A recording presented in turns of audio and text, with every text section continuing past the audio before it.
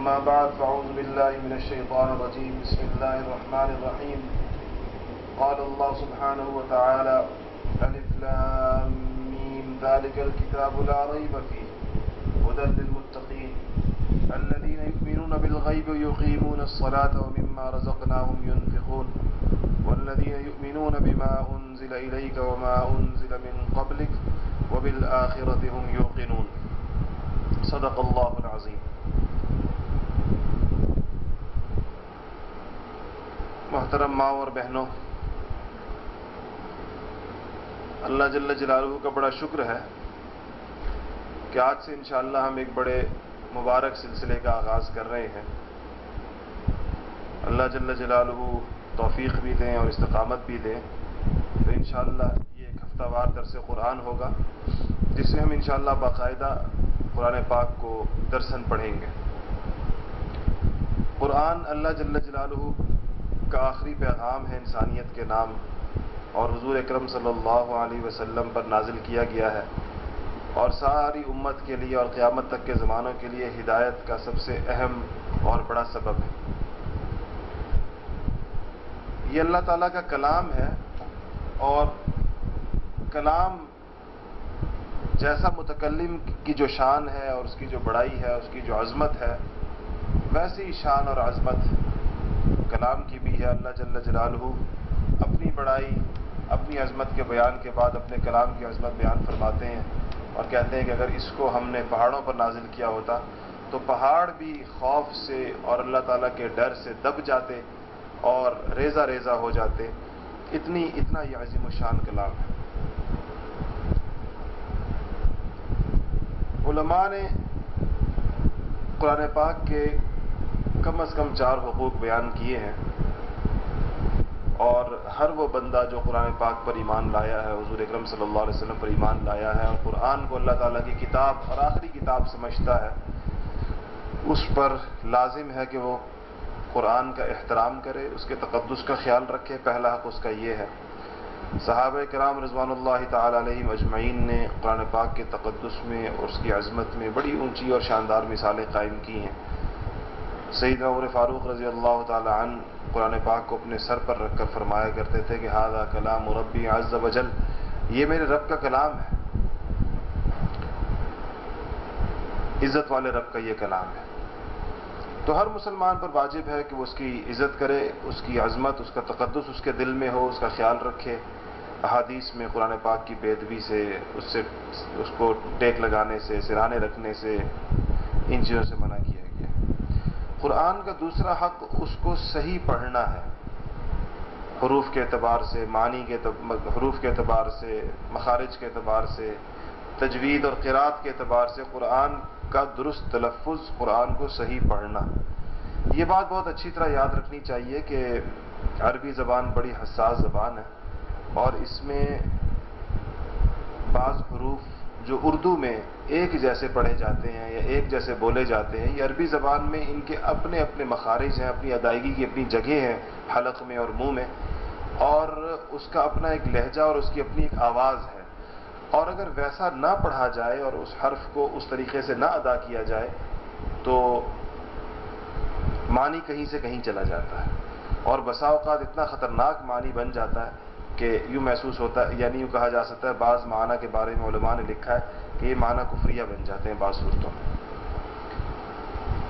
اس لیے اس میں پڑھنے میں بڑی احتیاط کرنی چاہیے، اور کسی درست پڑھنے والی سے یا اگر مرد ہو تو کسی پڑھنے والے سے اس کی مشق کرنی چاہیے. آج ہمارے ہاں اس کا رواج نہیں ہے اپنے قرآن کو درست کرنے کا، اور اللہ تعالیٰ معاف فرمائے، کم از کم ایسا محسوس ہوتا ہے کہ 99% کے لگ بھگ لوگ عام طور پہ قرآن پاک کو غلط پڑھتے ہیں. ہا اور ہا میں فرق نہیں کرتے، قاف اور کاف میں فرق نہیں کرتے، سین اور صاد میں فرق نہیں کرتے، ذا اور ذا اور غا اور غا میں فرق نہیں کرتے. یہ 4 الگ الگ حروف ہیں، اور اس کی وجہ سے معنی بدلتا ہے. بہت ساری صورتوں میں نماز فاسد ہو جاتی ہے انسان کی.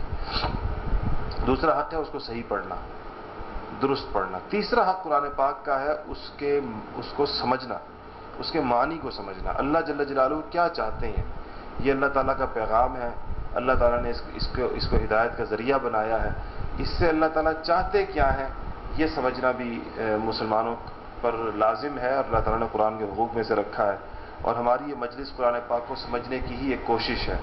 اور چوتھا اور آخری حق ہے کہ اس پر عمل کیا جائے۔ یہ اللہ نے عمل کی کتاب نازل کی ہے، یہ صرف برکت کے لیے یا صرف تعویذ گنڈوں کے لیے یا صرف دم درود کے لیے یہ نہیں ہے۔ یہ کتاب یہ عمل کے لیے ہے، یہ لائے عمل ہے، زندگی کا پورا اس میں نقشہ ہے، مسلمانوں سے اللہ کیسی زندگی چاہتا ہے، اللہ کے مطالبات ہیں اس میں۔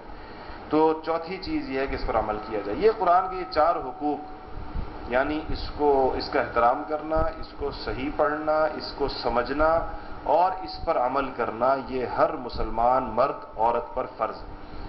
بدقسمتی سے ہمارے نظام تعلیم میں اس کا کوئی حصہ نہیں ہے۔ اگر مسلمانوں کا نظام تعلیم ہو، 16-18 سال کی پڑھائی ہوتی ہو، وہاں پر پورا قرآن پاک ہونا چاہیے، اس کو صحیح طرح پڑھنا بھی آنا چاہیے۔ اس میں روزانہ اگر آدھا پونا گھنٹہ 1 گھنٹہ بھی دیا جاتا ہمارے تعلیمی اداروں میں، بچپن سے مونٹی سوری سے لے کر اوپر ماسٹرز تک کی کلاس ہوتا ہے، تو ایک بچہ پورا قرآن سے واقف ہو جاتا ہے۔ اس کے علاوہ بہت سی چیزوں سے واقف ہو سکتا ہے۔ چونکہ ایسا نہیں ہے تعلیمی اداروں میں، تو ماؤں کو، بہنوں کو اور ہمارے دوستوں کو، سب کو کوشش کرنی چاہیے کہ اپنے بچوں کے لیے اس کا بہت بر وقت اور صحیح اہتمام کرے، کہ وہ بچپن سے ہی ان کو صحیح قرآن پڑھنا آ جائے۔ جو مخارج یعنی حروف کی جو ادائیگی ہے قرآن پاک کے، یہ چھوٹی عمروں میں صحیح ہوتی ہے۔ اگر چھوٹی عمر میں صحیح نہ ہو تو عام طور پر بڑے لوگوں کو بڑی مشکل پیش آتی ہے کہ جب آپ ان سے کہیں کہ تم ہا صحیح نکالو، تم قاف صحیح ادا کرو، تم صاد صحیح ادا کرو، تو اپنے علاقائی لہجے بندے پر غالب آ جاتے ہیں۔ پنجابی، پشتو، سندھی، سرائکی، ان زبانوں میں ہم قرآن پڑھ رہے ہوتے ہیں اصل میں، حالانکہ عربی زبان میں جو قرآن پڑھا جاتا ہے اس کا اپنا ایک انداز اور اپنا ایک لہجہ ہے۔ قرآن پاک زندگی کے تمام گوشوں کی رہنمائی کرتا ہے، اور ایک بظاہر مختصر سی کتاب ہے، 6000 سے کچھ اوپر اس میں جملے آیات ہیں، لیکن اللہ جل جلالہ نے فرمایا کہ قیامت تک کے زمانوں کے لیے اس میں ہدایت کا سامان رکھ دیا گیا ہے۔ اس میں اتنی گہرائی ہے اور اس میں اتنی صداقت ہے، اس سے زیادہ سچی کوئی چیز کائنات میں نہیں ہے۔ ظاہر بات ہے کہ اللہ ومن اصدق من اللہ قیلا، اللہ فرماتے ہیں کہ مجھ سے زیادہ سچا کون ہو سکتا ہے۔ ومن اصدق من اللہ قیلا، اللہ پاک سے زیادہ سچا کون ہو سکتا ہے۔ تو سب سے اللہ جل جلالہ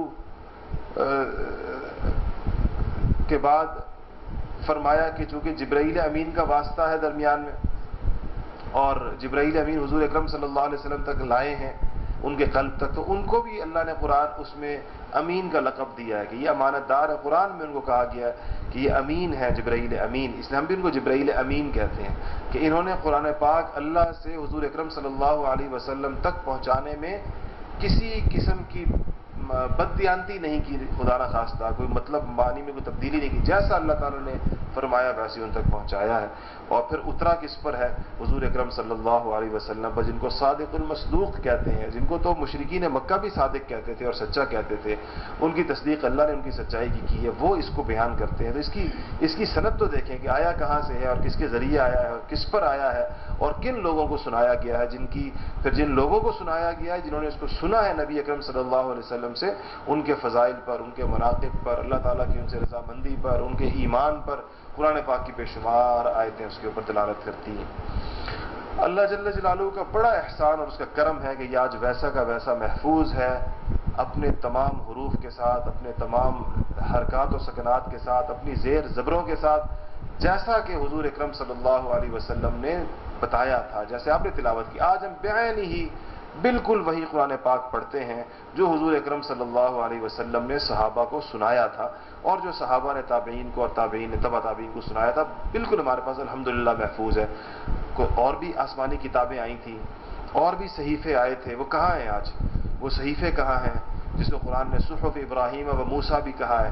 ابراہیم اور موسیٰ کے صحیفے تھے، اور تورات اور زبور اور انجیل تھیں، ان میں کچھ صحیفے تو سرے سے ناپید ہیں، معلوم ہی نہیں کہ وہ کہاں پر ہیں، اور کتابوں کے نام سے جو چیز موجود ہے تورات، انجیل، زبور کے نام سے، وہ کتابیں ہیں ہی نہیں جو اللہ نے نازل کی تھی، اس میں تبدیلی کر دی گئی ہے، اس کے معنی کو بدل دیا گیا، اس کے مفہوم کو بدل دیا گیا، اس میں انسانوں نے اپنی چیزیں داخل کر دی اور بڑی غلط چیزیں اس میں داخل کر دی ہیں۔ امت مسلمہ کتنی خوش قسمت ہے کہ آج اس کے پاس اللہ تعالیٰ کا کلام محفوظ ہے۔ ایک واقعہ مجھے اس پر ذہن میں آیا ہے کہ یہ جو قرآن پاک کے ساتھ مسلمانوں کا تعلق ہے، اور یہ بڑا جیتا جاگتا تعلق ہونا چاہیے۔ قرآن پاک ایک آئینہ ہے جس میں انسان کو اپنا آپ نظر آتا ہے۔ قرآن میں بیانات ہیں مختلف قوموں کے، مختلف لوگوں کے، مختلف طبقات کے،